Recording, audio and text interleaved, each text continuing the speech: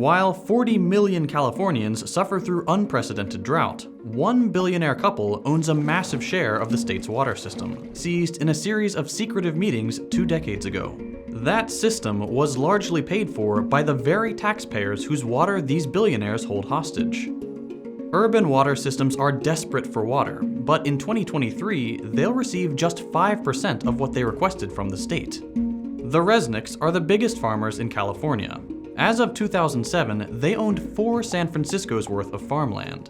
And nearly half of Americans buy at least one of their products. Their pistachios, their pomegranate juice, their mandarins, their flowers. It's all under one massive umbrella, the Wonderful Company, a privately owned company worth at least $5 billion. The majority owners, the Resnicks, are worth at least $8 billion. How were they able to take over such a large percentage of what should be a shared public resource? This is The Classroom from More Perfect Union, and today we're looking at how the Resnicks got rich.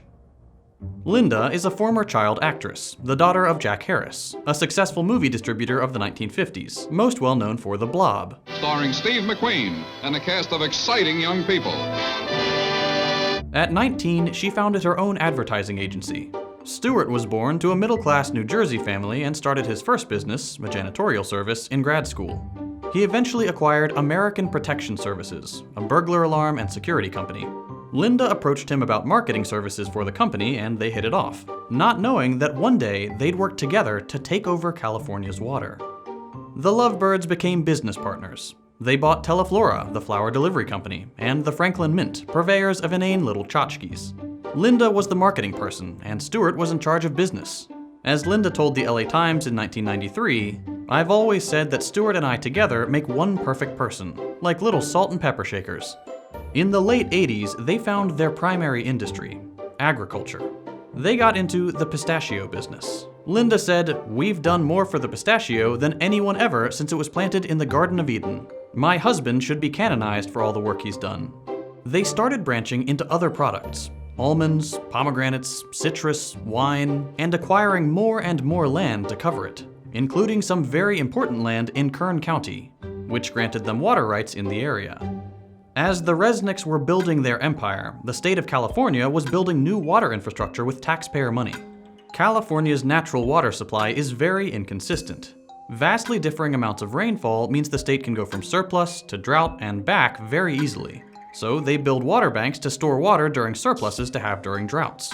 One important storage facility is the Kern Water Bank, started in 1988. The facility was built with hundreds of millions of taxpayer dollars, which could have been a good thing. The people of California would have owned the water. But there were 2 Californians thirstier than the rest, and they wanted more water. Lynda and Stewart Resnick, and they had a lot of political power. We'll get to that. In 1994, state water officials, water infrastructure contractors, and agricultural landowners with water rights arranged a secretive meeting at a resort in Monterey Bay, California. These groups, a mix of private companies and public agencies, rewrote California's water rules without any input from voters, taxpayers, or legislators. The new rules, called the Monterey Plus Agreement or the Monterey Amendments, were devastating for working Californians, and great for agriculture billionaires.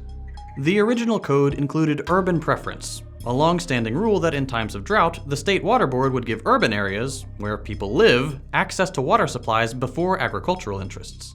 Monterey axed that.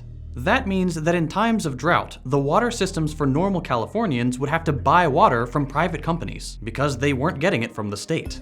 The new agreement also loosened regulations on paper water. That's water that doesn't necessarily exist anywhere but on paper. The full quantities of water that providers could have, but don't actually need to have. Today, 5 times as much water has been promised and sold as actually exists. And importantly, the meeting changed ownership of the Kern Water Bank. What once belonged to the state was transferred to a few private water contractors, one of which was Westside Mutual, a wholly owned subsidiary of Wonderful Foods. The wonderful employee who runs Westside, Bill Phillimore, is the chairman of the public organization that manages the Kern Water Bank. Boom, one secret meeting and the Resnicks owned nearly 60% of an important California water resource, built with hundreds of millions of dollars in taxpayer money. The new ownership, combined with the rules on paper and surplus water, meant that during times of drought, the Resnicks could sell Kern water back to the state water systems. They took Californian taxpayers' water and sold it back to them, both literally as the water supply and also to grow expensive food like gourmet pistachios and pomegranate juice. They converted the people's water into products many can't afford. And that's just one water bank. The Resnicks also have control of other water boards and have been sued for directing more water towards their properties. So how do they get away with this Chinatown-level chicanery? Gonna be a lot of irate citizens when they find out that they're paying for water that they're not gonna get. With philanthropy. The Resnicks donate millions of dollars to politicians and research institutions, which help them secure control over water systems, and even get more water and more taxpayer funding. One important project is the proposed California Delta Tunnel, a taxpayer-funded project which would send water from Northern California to Central, where the Resnicks farms are. They've spent hundreds of thousands of dollars on state and federal legislation and politicians who support the tunnel project. But their favorite politician is Senator Dianne Feinstein. You come in here and you say it has to be my way or the highway. Chair of the Energy and Water Subcommittee. She's a close personal friend of the Resnicks, attending their holiday parties in Aspen and maintaining their financial interests.